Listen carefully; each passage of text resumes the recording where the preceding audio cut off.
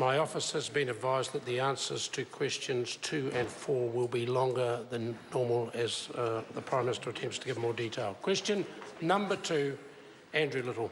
Thank you, Mr. Speaker. My question is to the Prime Minister.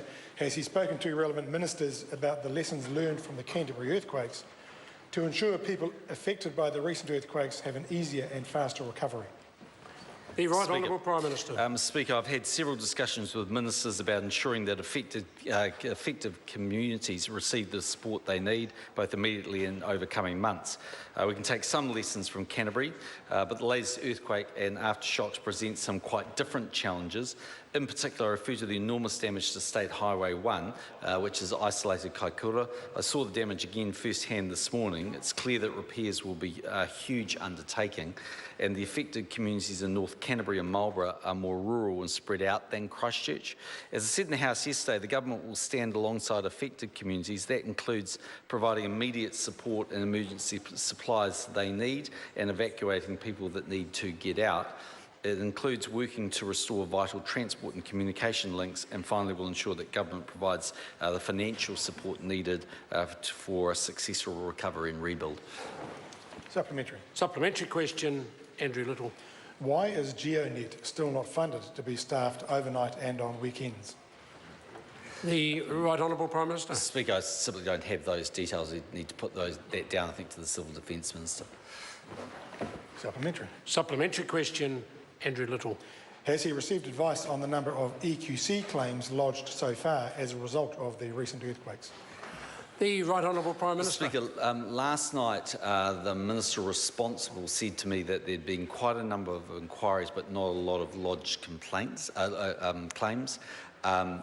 One thing I would say is that if you look at Christchurch and the number of claims that were both filed and the repairs that were undertaken, I think it's not correct to say that EQC didn't do a good job. I think there was an enormous number of claims that were well over 65,000 that were successfully completed to the satisfaction of the homeowners. But it's certainly true that there were some that needed to be done again, and we'll need to learn some lessons from that.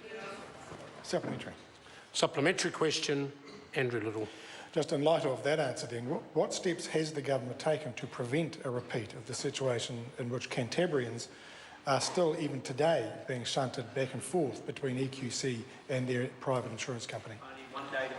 The Right Honourable Prime Minister. Well, Mr. Speaker, I think there has been consideration given by EQC and insurers to see whether there's potentially a better way of operating and a better model. One of the insurance companies has been trialling, with the blessing of EQC, a different way of potentially handling the full claim, if you like, with recourse back to EQC. That may ultimately be a change in the system over time, but the EQC Minister will need to consider the merits of all of those arguments and obviously seek a formal change if that was the way it was to operate. Supplementary. Supplementary question, Andrew Little.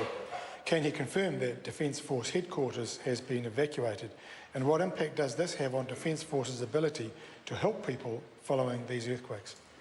The Right Honourable Prime Minister. Mr. Speaker, in terms of the latter part of the question, I don't think there's any impact that I've been made aware of. I was with the CDF in Kaikoura about an hour or so ago. Yes, I'm aware that Defence Force or Defence House has suffered some structural damage. Just how long it will be out of action for, I don't know. Like any building, though, of course, I mean, buildings are built, even when they're built to a very high level of code, doesn't mean that they can't and don't suffer damage as a result of an earthquake. What it means is that they provide a greater level of safety for those working in the building. It looks, if you can consider the number of buildings that have suffered major structural damage by the looks of things, that the intensity of the earthquake has been particularly at one point here in the Wellington CBD. Now, and then we'll have to look at that, as the member may be aware. There will be discussions with the council and others tonight about the Stats New Zealand building, and there's discussions about a number of other government buildings as well. Supplementary. Supplementary question, Andrew Little. What steps is he taking to respond to the evacuation of Statistics House, Defence Headquarters and now Puppeteer House due to the damage in the earthquake that they were supposed to be able to withstand? And just how compromised are government services given the number of public service buildings that seem to have been evacuated? The Right Honourable Prime Minister. Mr Speaker, I'm not aware of a major deterioration in the services that can be provided, but clearly people have moved out of buildings, and when they do that, and we need to do that if they're structurally unsafe, we can't put people back in buildings that are unsafe. There may be some inconvenience and there may be some reduction in service. As I said earlier, it's actually not correct to say that even if a building is built to a strong and a high level of code compliance, that it can't and doesn't suffer damage as a result of an earthquake. They sometimes do. But again, I mean, people will need to go and have a look at that and get a proper assessment. There is a formal review of all the buildings being taken, or at least a formal assessment of the buildings that's been taken to make sure that they're safe, and people would expect that. Supplementary. Supplementary question, Andrew Little. What measures will be put in place to ensure greater oversight of the quality of building repairs to ensure that communities don't suffer, or at least face the same issues as homeowners have in Christchurch? The Right Honourable Prime Minister. Mr Speaker, I can't answer that question. The Minister of EQC might be able to give the member some insights. There were learnings that came out of the Christchurch earthquakes for sure, and they are learnings that EQC have taken on board.